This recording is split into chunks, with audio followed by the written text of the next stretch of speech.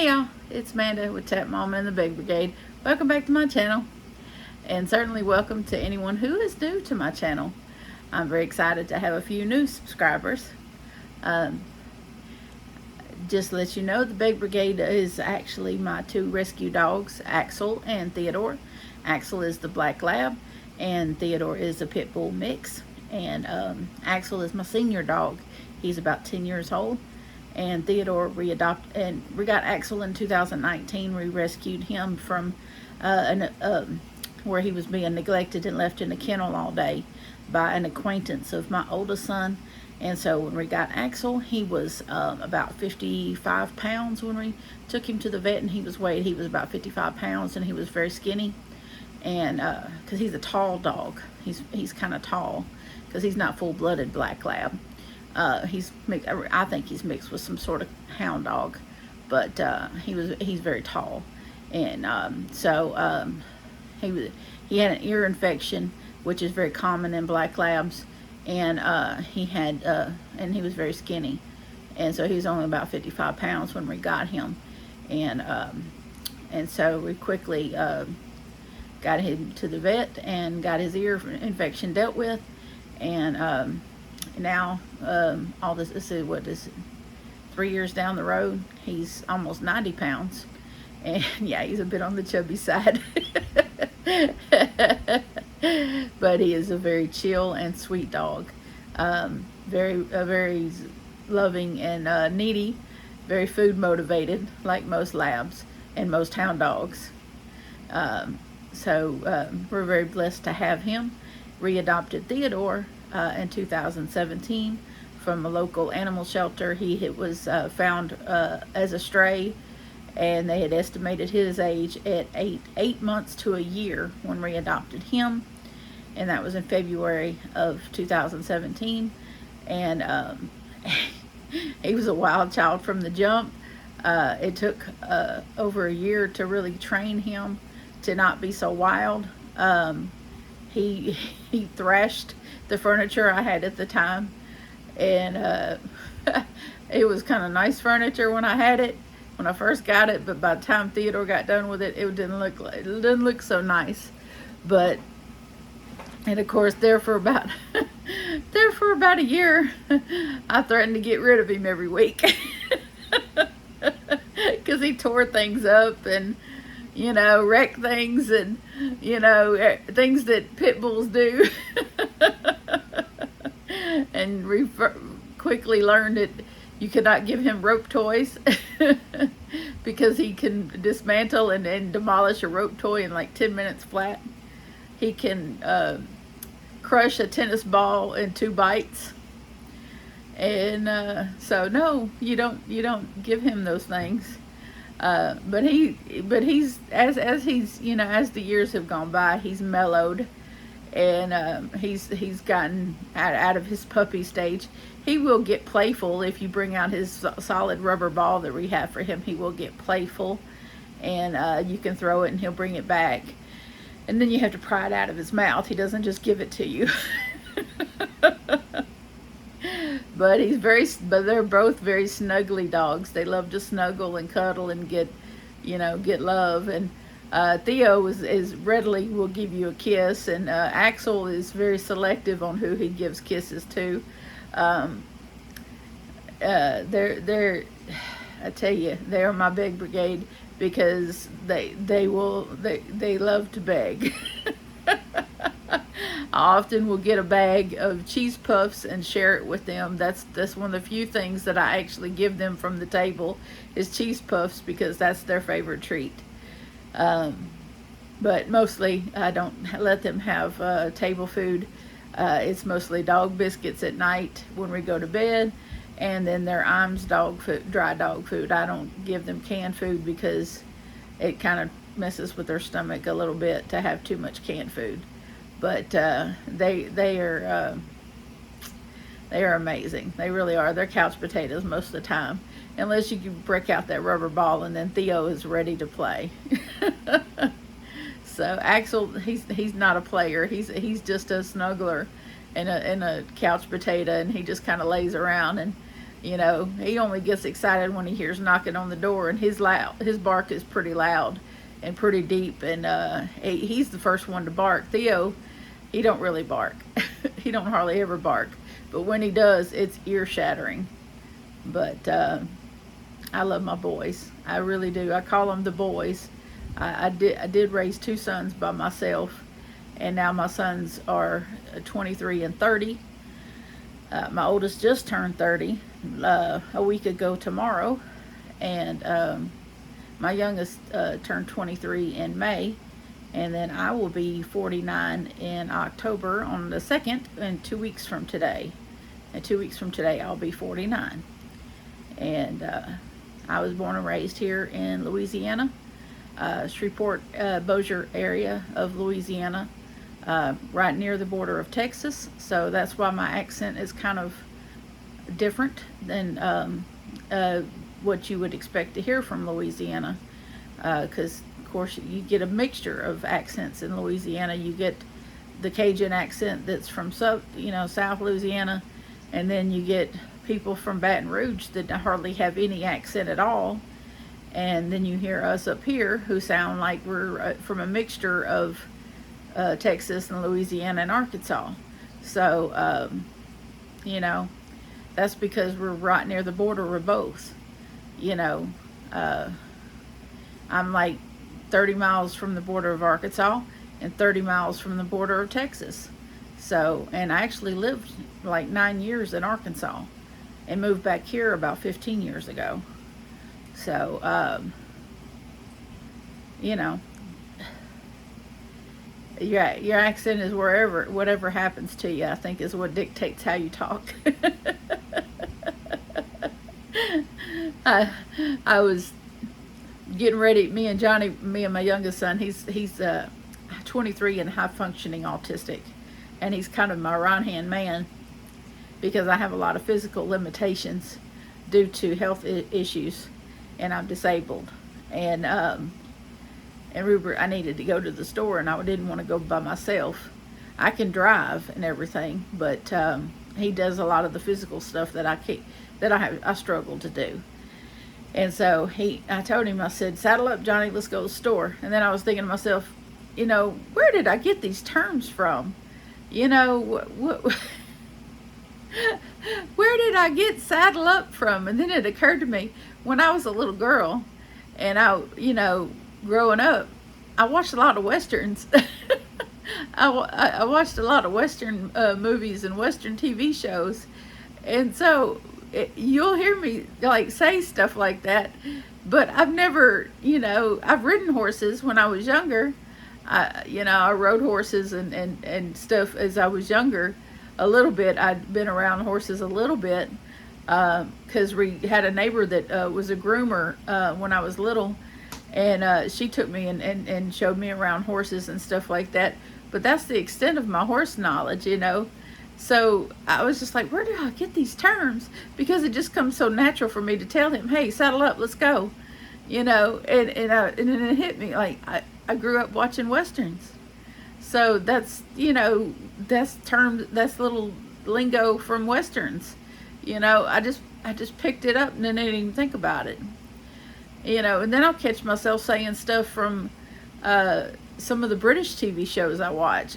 It's something just unconsciously that I do, and I don't even realize I'm doing it until I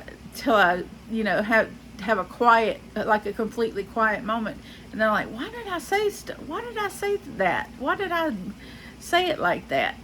And then I was like, oh, like sometimes I'll catch myself trying not to say a cuss word, and I'll say, "Oh, bugger," and I'm like. And then I'll remember, oh, I saw that I heard that I watch a lot of British TV shows, and they say bugger, or bullocks, instead of BS, I'll say bullocks, and that's a British thing, and stuff like that, that is not, typical language that you would expect to hear out of a Southern girl's mouth, but I say stuff that you scratch your head and go, where'd she come up with that phrase? Why does she say it like that? you know, yeah. Because I just pick up things that here from here and there, I pick up little things and don't even realize I'm doing it until the next thing you know, it just comes right out of my mouth, and I'm like, why did I say that? But the things you don't realize you're saying until you say them. Like this time that me and Mama were riding in this car, in her car. This was, oh goodness, this was a long time ago. Johnny was a little baby. I guess this is probably about 20 some years ago, and we were riding in a car. And there's a song by Beck. I think the name of the song is Loser. And one of the lines in the song is, I'm a loser, baby, so why don't you kill me? Okay, that's the line in the song, okay? And so I'm driving along, and I'm listening to the song, and I'm singing with the song. And I'm not paying attention to the lyrics of the song. I'm just singing with the song. And she looked at me, and she said, do you realize what you just said? Do you realize what you just said? And I said, yeah. And she says, that's ludicrous. That's crazy. Why did you say that? I said, because it's the song. It's just music, Mom. It's just music. And she's like, no, she just couldn't understand how I could repeat that from that song. And after I thought about it, I couldn't understand why I was repeating it from that song either. And I was thinking to myself, you know what? We're overthinking this. It's just a song. Sometimes something is just a song. It's just, we overthink things sometimes. We just overthink it. We over analyze things. We get in our heads too much. We overthink things. And then we make, a mountain out of a molehill. And, another turn of phrase. We're making a mountain out of a molehill. There's really no reason to beat that dead horse. No reason to do that. Because it's just, there are more important things in our world to focus our energy on, other than me repeating a phrase out of a song that is stupid, but just me enjoying the song, just bebopping and driving down the road enjoying the song, that I never gave two thoughts to the words and what they might mean. It didn't mean anything to me.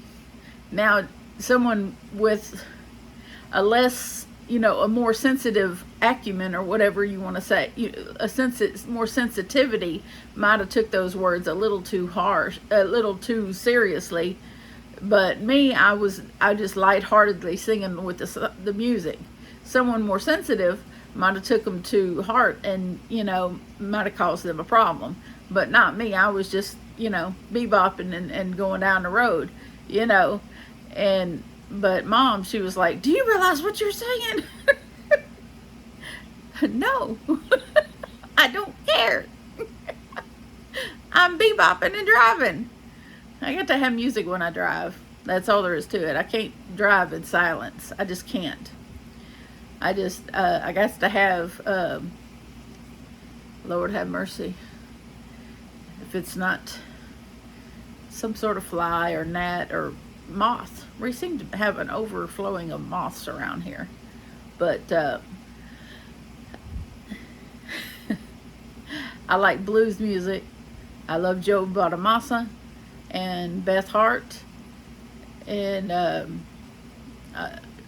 B.B. King, Stevie Ray Vaughan, Buddy Guy, a lot of blues music.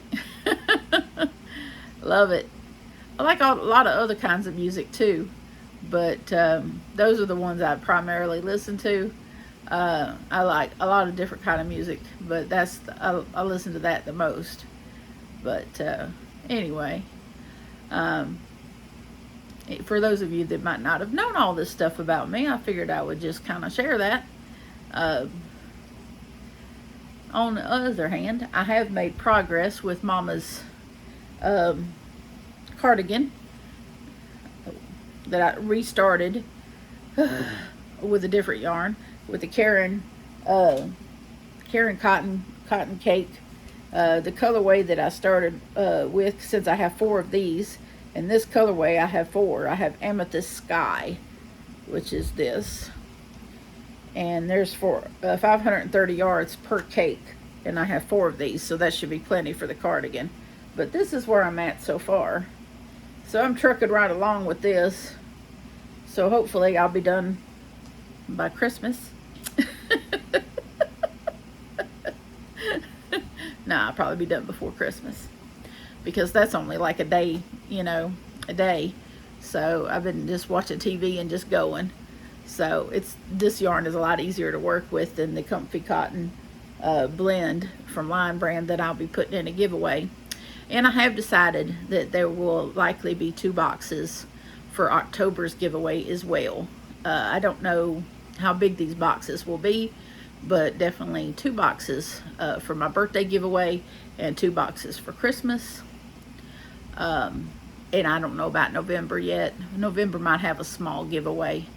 I don't know. I have to just wait and see what the budget looks like. And, shipping cost I've heard is supposed to go up the first part of October. So I don't know how that's going to work. But maybe the good Lord will send me some angels to help with shipping. Who knows? I don't know. But I just cut costs wherever I can. And I've got to do something with this room, because there's like a whole bunch of stuff still in boxes from the move. Since we just moved that end of July, we just moved in here, and there's still so much stuff that hadn't been put up and hadn't done nothing with, because I can't afford to buy the stuff I'd like to buy to put things away. So it's just, and then of course there's been some shelving that was on Marketplace, and then of course by the time I get a chance to hit them up to buy it, someone else has bought it. So it's not fun, because I can't put things together. I can't buy a lot of stuff that needs to have a lot of putting together stuff, because I don't have anyone to. My oldest son is working full time, and then he's not here a lot when he's not working. So, and Johnny is really not able to put stuff together. It's just he's not, his mind doesn't work that way. So if I get something, it has to be super easy to put together. I have ordered something from Amazon, a cube system thing that I'm hoping will work for displaying the yarn. That's TBT, to be determined. I'll get it in Tuesday, and I'll hopefully work on it Tuesday, and hopefully have some stuff going on back here that is different than what it looks like now, because I hate all this stuff in boxes like this. It looks like I'm in a constant state of moving. And that's just not the case. I just don't want my yarn all, because I'm going to display it in those little cubes things. But I'm going to have something to cover them when I'm not filming, so that the dust and stuff doesn't get on them. I'm going to cover them up in between filming, when I'm not doing videos or lives. I'll cover it up, because that this is right by the back door, and where he goes in and out with the dogs, and there'll be dust come flying around and what have you. So I'll have to cover it up when I'm not filming, so that dust doesn't get on things.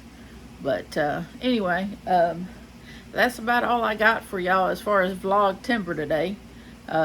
Hopefully y'all enjoyed this little video, and maybe y'all learned some things about me that you didn't know. I don't, I don't always know what to say in these videos, but I'm enjoying this vlog stuff. I'm hoping to continue for October. I got some more projects that I have planned, mainly the things I'm focusing on as far as my whips go are Mama's cardigan and that yellow baby blanket. Everything else is kind of sidelined. Um, I think those are the only two. Well, I have another little throw blanket that I'm sort of working on, um, but everything else is pretty much sidelined for now. Those weren't serious projects anyway, uh, but I'm probably gonna start a new whip because guess what? I am whipitis. Whipitis. I gotta consult the stash and start a new whip. Yep, because I'm gonna make another shrug. I'm gonna make my landlord's wife's birthday is in November, and he came through, and Will is really close to them. They're his personal friends and part of his social circle. And I did make her something for her birthday last November, and so I wanted to make her something for this November. And I showed him the shrug that I made when he came over yesterday, and he said that that was right up her alley, that she would definitely wear something like that.